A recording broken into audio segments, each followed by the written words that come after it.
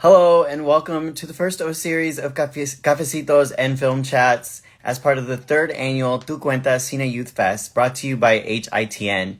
My name is Raymond Arturo Perez and I am coming to you on Instagram Live from Los Angeles, California. I am super stoked for this week. We are going to cover it all: writing, directing, producing, and all the things in between.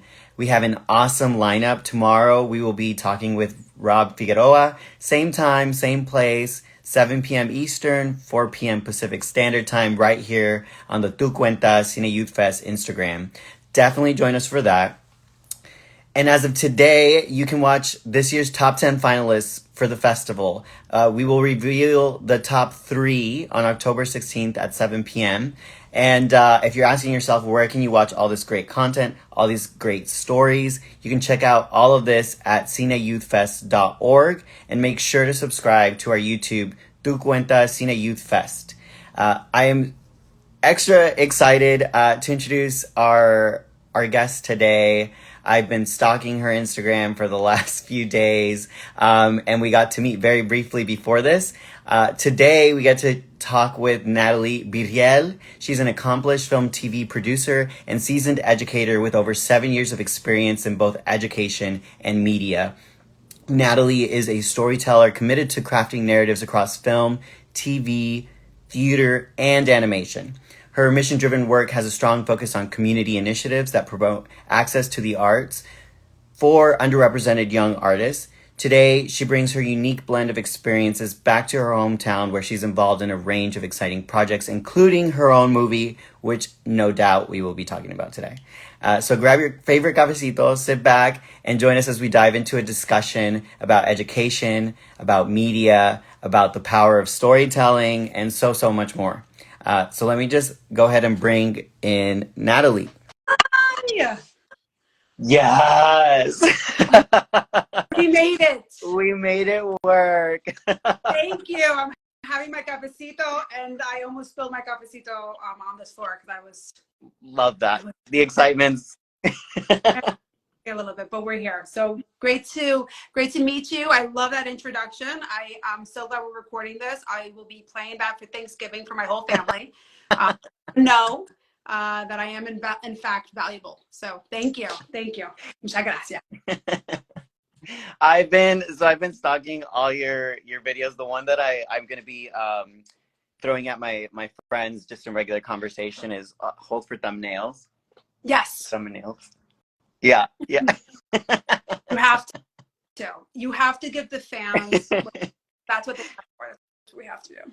Well, before we get into all of the questions, can you share for folks who may not be familiar, and maybe for folks who are familiar but maybe don't know your journey into education and into storytelling? You know. Absolutely. So it started way million years ago in a little known country known as Miami, Florida.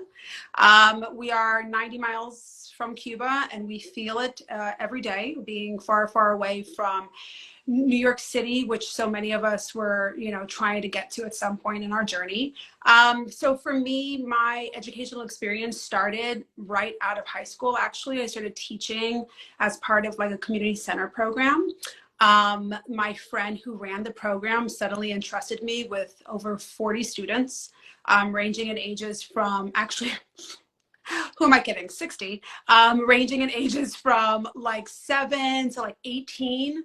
And I was entrusted to run full programming and create something literally from nothing.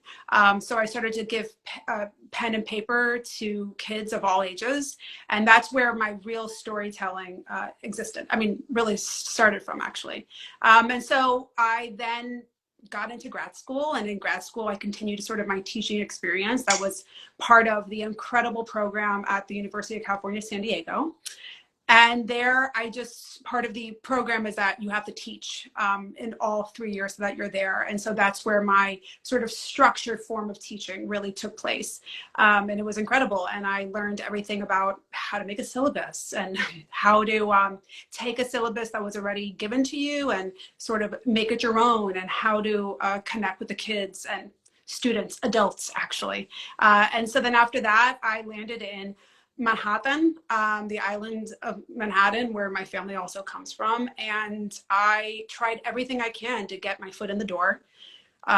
No, sort of all the non-for-profits were really requiring that you have that New York experience, and I did not. So I served tables. And one of the days that I was serving tables, the principal of my then school sat at my table. And I, had served her because it was right across the street from my apartment. So I had seen her a bunch of times, just always give her a friendly hi. And one day I ran into her on the train, on the 4 train, coming from the Bronx. And she was there with a backpack. And the story goes that I turned to her and I said, "Oh, hey, you coming from a camping site or something?" I don't know how I'm always bad at starting conversations. She was like, "No, I went to a teacher's retreat." And I said, "Are you a teacher?" And she was like, "No, I'm the principal." And at that moment, I was kind of so desperate because I really just wanted to get into sort of a stable teaching position while I pursue my love of acting and producing. And I basically threw down my bag on a subway floor and I said, "This is what I think is wrong with theater programs in the United States. And this is how I would change it." And she was so flabbergasted about everything she heard. She called her head of HR. That was a Sunday. She called the HR person on a Monday, and I was asked to come in on a Tuesday. So then after that, I just ran. It was me and the head of the after school program. It was the both of us. And it was a gymnasium full of teenagers, and some of them might be coming on right now. And I said, "What do we all want to do?" And of course they were like, "Nothing." I was like, "Perfect. I hear you. Well, guess what? We got to do something." And so then, yeah, we just started. The thing that I realized in that moment is that everybody has a story to tell, and everybody's really eager to tell that story. So again, we just sat in the classroom, pen and paper, and that's where my program really evolved from. So yeah, then I stayed on to that program for about 7 years, and I had an opportunity that I left the classroom back in 2021. I taught all through COVID. So yeah, that's my teaching experience, if you will. But I'm not in the classroom, but I'm still teaching. Copy that. And in terms of finding your own voice as a storyteller, I was watching a lot of the videos that you've uploaded onto Instagram, and you are just in the comedy and this persona that you're embodying. How did she come to life, and what's that journey like? Yeah. So for me, I think that the personas that I've sort of created was loosely based off a character that I had also created, and her name was Flo. And so for me, it was more about telling what can sometimes be a little bit taboo and sometimes sad stories of and historically, I think in TV and film, when people are at crossroads, they tend to play those stories really sort of dark. And I like to have more of a dark humor version about those types of stories. So for me, that persona of like deadpan comedy really came out of the fact that like everything around me is always usually crazy, and that I've been sort of thrust into the craziness. So it's me sort of reacting to the craziness around me. Yeah. And is this something that you're building out into a feature film, or what is it that project that you're working on? So a few things there. We are building out Flow into a full series. So we have Flow already in pilot form, which is really, really excited. That's a project that I feel really passionate about.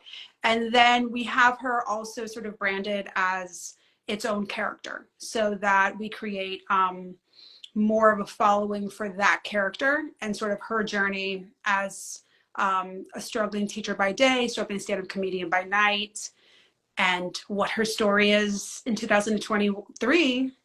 Only time will tell, because that character was really started in 2019, around there. So she's really evolved throughout this time.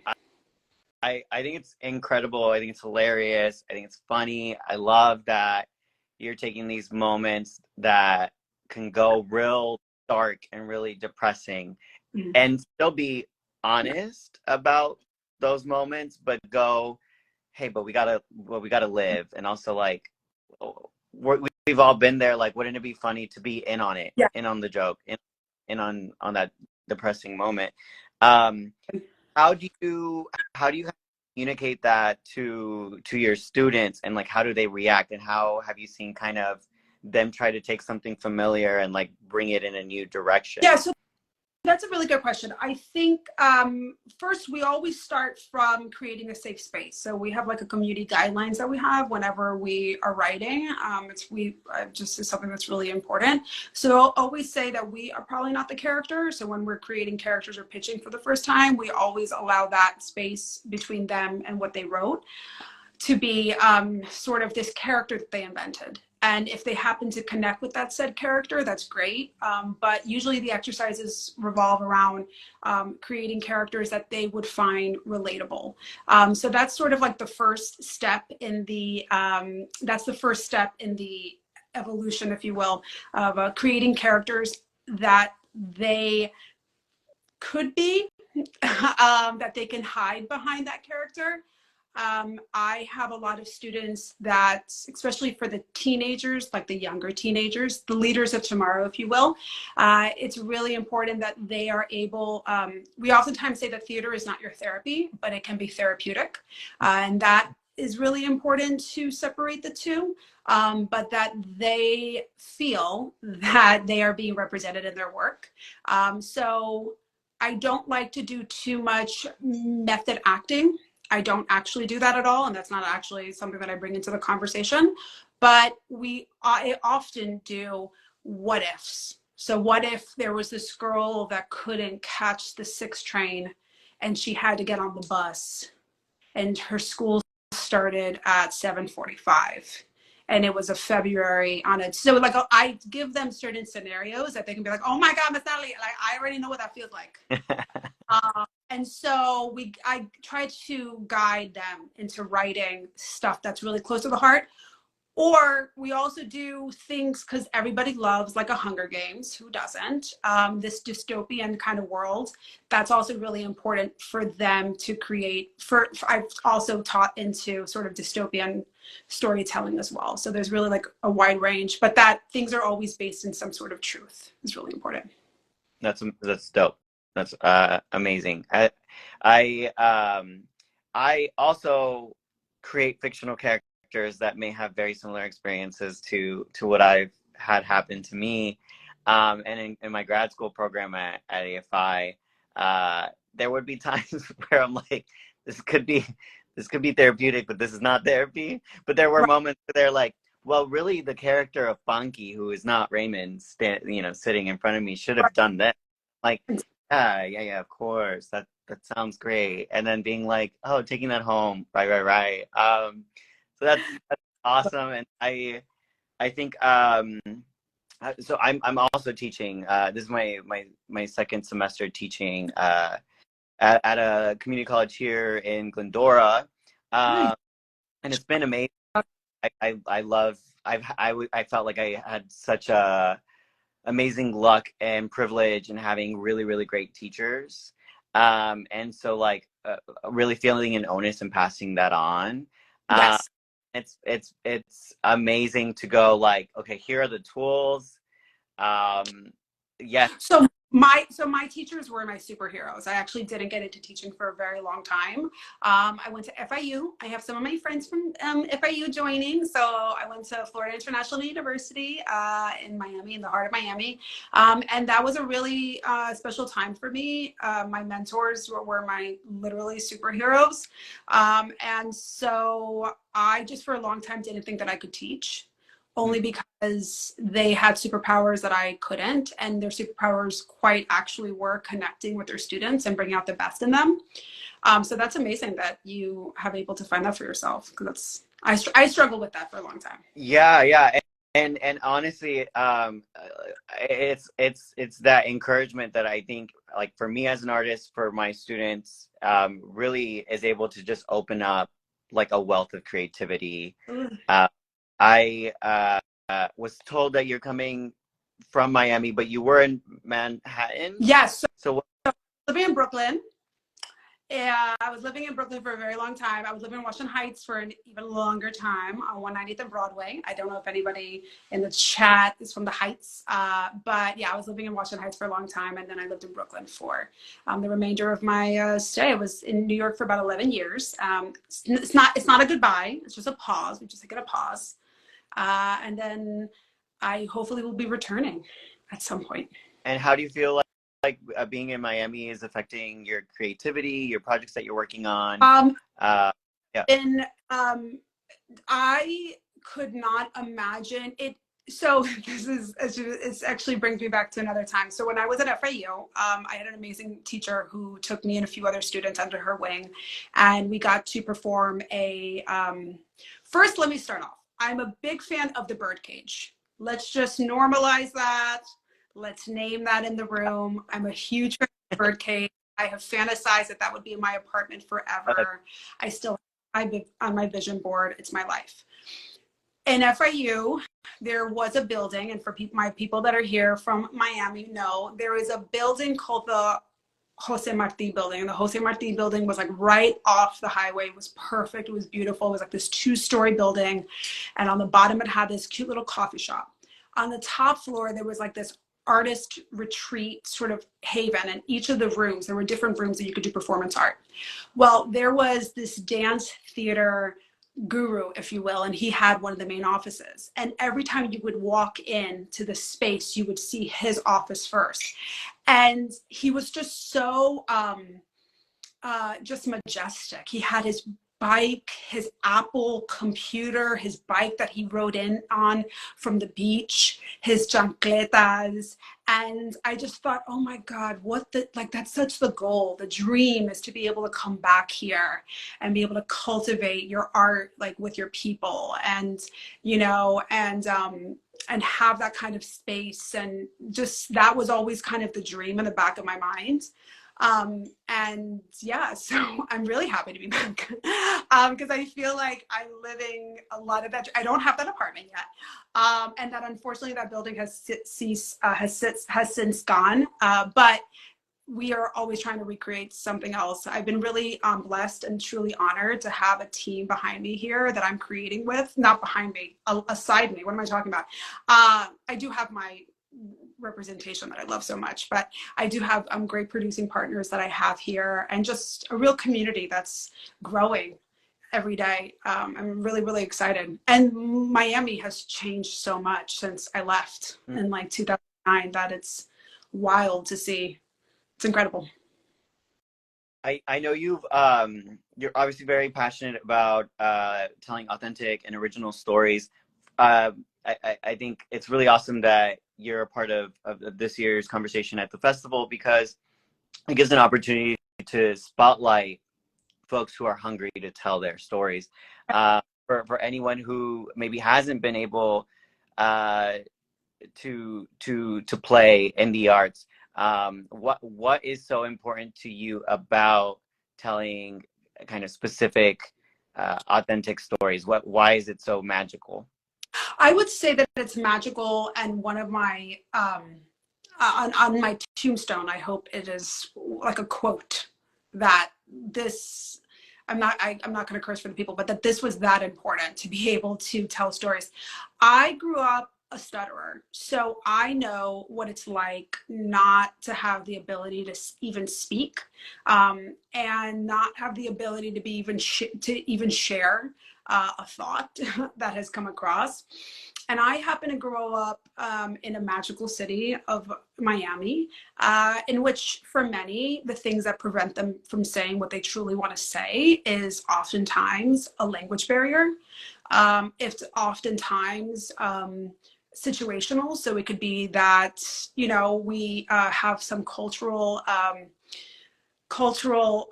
hurdles sometimes we have, that people don't feel free to truly express what it is that they want to say. So in my work, I have really taken a focus of sort of finding those cracks that we have in society, and those sort of they could almost be like tiny conversations that we're not having that could down the line cause a lot of damage. if we're not having those conversations. And those tiny sort of like microaggressions that tend to happen that have been so normalized, you know, we've seen sort of, they're not always the nicest things, and they're always said with like love and caring, but you know, we kind of turn it on its head, and we sort of make fun of it while also calling attention to it. So that's why I'm really passionate about it, because I think of the people that can't speak up and that can't say what they truly want to say. I feel that. Yeah, I entered wanting the dream of writing in television because of shows like, which sounds very random and eclectic, but Grey's Anatomy, Desperate Housewives, and Lost. And at the time, I mean, it's laughable now, but it's like those were the most diverse cast on network television. And by watching these shows that are about murder mystery, about, you know, this island sci-fi situation, whatever is going on there, and then a doctor show with my parents during dinner after the episode ended, and they were talking about drugs or sexism or racism or how your socioeconomic status prevents you from doing XYZ. I was able to have conversations that were like real with like my, you know, immigrant father from Mexico, first gen, and conversations that, I mean, we weren't just gonna like wake up on a Thursday and be like, let's talk about racism, or like, you know, let's talk about Islamophobia. But because we were watching shows, suddenly we were having conversations. And I just think two things. I think one, it definitely indicates the power of storytelling, but on the flip side too, that it can be entertaining, and that have fun, and that we can be in this island with the smoke monster and this, that, and the other, but also center folks who look like us in those narratives.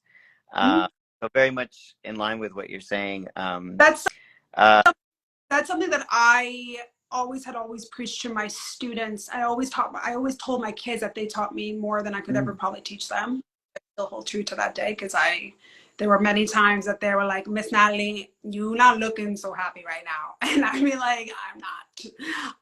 And so a lot of times my students would just be like super inspirational. But something that I always told them is that they have the power to change society. And I think that's the power of filmmaking, TV, theater, short content. I've seen so many incredible, I see so much incredible moving content on TikTok.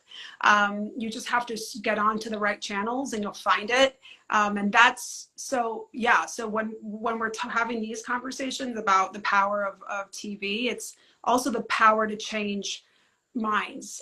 People are very visual people. And I think that when they see a story that, I didn't know Chicago PD was going down that area, but now we're here, and now I'm forced to have this. Well, not be forced, but like it awakened something in my mind that was maybe dormant. So that's all. For folks watching and for our emerging artists, is there anything you want to kind of leave them with, a nugget of information that maybe you yourself are discovering now, or wish that you'd known at the start of your journey? Yeah, I would say this, because I talked to my producer partner today and I said, what is the thing I wish I would have known? I wish, so let me say this part. School, it is not the school's job. So I know I went to really great schools. I've been really lucky, but schools are meant to always teach you sort of the craft of what it is that you're sort of learning. It is your job to do your research in finding out what are these production companies that are making this stuff? Who is the casting director if you're interested in acting? What is that address? Like my hustle is so old school that I used to take my headshot. This was taught to me by my coach, Valerie Hubbard of Actors Fast Track. She was amazing. She always said, you just put a little $4 on a little Starbucks card. You take that, your headshot, you're like, you've by this point already done the research either on Actors Access or some casting site that you are aware of what they're casting, and you just show up. Sometimes if you don't have representation, or if you're like 18 and you're fresh, I mean, we have a mentorship program that we have through our company that is bringing on people sort of wherever we're shooting. So if we're shooting Flow in the city, we're trying to bring in students from surrounding high schools or even colleges. I want to get their first sort of real life experience. And here in South Florida, we're doing the same thing. And so what my biggest advice is, do your research. So if there is your own crew, what's the production company in your area? What are they doing? Can you, pick up the phone? The secretary would, so many people don't pick up the phone. I mean, they don't email. Research, cold emailing. It's probably usually just keep it simple, keep it short, introduce yourself. Can you take a phone call? Ask for what you want. That is my biggest advice. I wasted so much time sort of in my youth. I'm still young. What am I talking about? I'm not 100, but younger. I think also technology was really different. I was like, I didn't know. I mean, I joined a kids theater company here. That's what I made a film about. That actually is true. So, I wish somebody would have told me, do more research on your own, find the places that you want to be a part of, and reach out to them. That's my biggest. Yeah, and everyone's so interconnected. Like, to what you're saying, ask for what you want, seek those spaces, and then also on the flip side, what can you have to offer? And chances are, most people that I've spoken with in the industry are often more than willing to chat. Yeah. And don't have the time or the capacity or XYZ, or maybe they do have the time capacity, but this is just not a good match. They might introduce you to a friend who is a good match. They might go, actually, I do comedies now. I used to do horror, but my bestie does horror still. And maybe y'all should chat. And something so simple as, I love your production company. I love what you do. I'm willing to help. How can I help? If you just say to someone that sentence, how can I help you? You're going to get a phone call. You're going to get a reply. Because so many people do not do that. And these people don't have time. I'm going to be very honest with you. A lot of production companies do not have time, but they have time if you reach out to them and say, hi, I'm so-and-so. If you can name something that they're making, like there's a production company that we're after right now, and we know exactly what their roster is. We follow their stuff, and it's a very simple, how can we help you? And I think just being really simple like that will get you a lot more bang for your buck, as we say.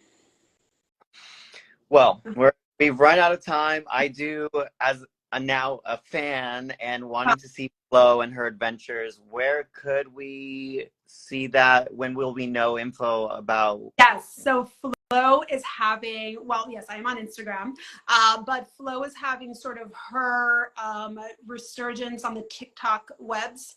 I will make sure to send you all her new TikTok handle. We're in the midst of putting together some content, but if you search up like Flo TV show, I think you'll be able to find us. So we're going through a little bit of a revamping. But we also, so the movie I'm making down here is called Miami Magic, and that does have an Instagram. So I'll connect. I don't know, how should we do this? I've never done this before. Should I connect with you all? Yeah, connect with the team, and we'll push it out, and definitely, follow Natalie on her IG. Yes, I'll be posting it all on IG, TikTok. I do not know how to use it properly still. But my one last thing. If you are a person in this chat and you're seeing this and you're 18, make movies on TikTok. You can do it. Those are tiny episodes. Peacock is looking for content. They're probably going to kill me that I said that, but it's true. Tubi is the way of the future. I'm a big streamer advocate. These people are looking for content. Do not wait to say like, oh, I'll just wait until I get a camera. You can use your phone. And yeah, I'm excited. I'm excited for the future. Thank you so much for joining us today. It's been a pleasure chatting with you. And I hope to meet IRL soon. I'm low-key going to be in Miami at the end of the month. So, yes!